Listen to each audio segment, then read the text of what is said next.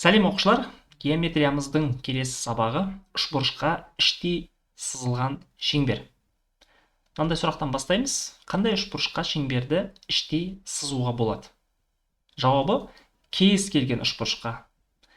Үшбұрыштың кез келген түріне шеңберді іштей сала аламыз. Мынандай шарты орындалу керек. Үшбұрыш, кез келген үшбұрыш салдық. Оған шеңберді іштей сызу үшін шеңберіміз үшбұрыштың әрбір қабырғасына жанасу керек. Яғни жанасу деген сөз ортақ бір нүкте болу керек. Әрбір қабырғасымен.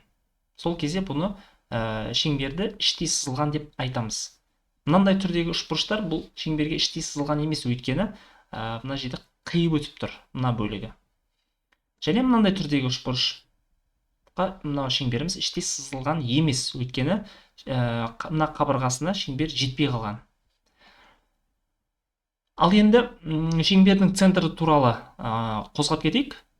Шеңбердің центрі қай жерде орналасқан? Үшбұрышқа іштей сызылған шеңбердің центрі биссектрисаларының қиылысу нүктесінде орналасады. Яғни үшбұрыштың үш биссектрисасын салсақ, олар бір нүктеде қиылысады.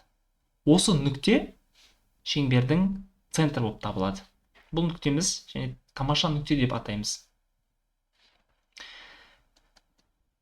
Енді мына центр арқылы радиус жүргізейік.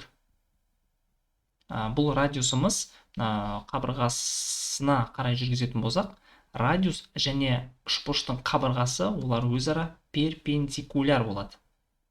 Барлық радиустары, яғни барлық екі радиусы 90 градус астында қиылысады. Және центр мен үшбұрыштың төбесін қосатын болсақ, бұл бізде биссектриса рөлін атқарады.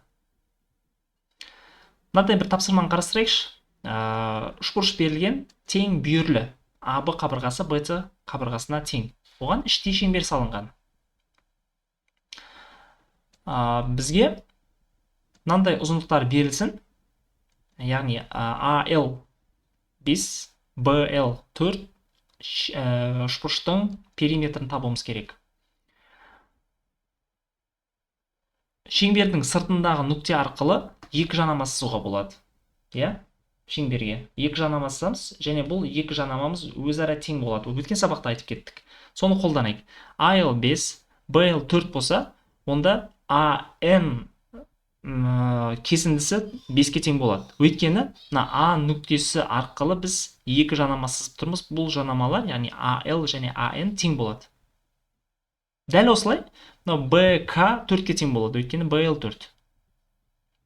Бұл тең бүйірлі үшбұрыш.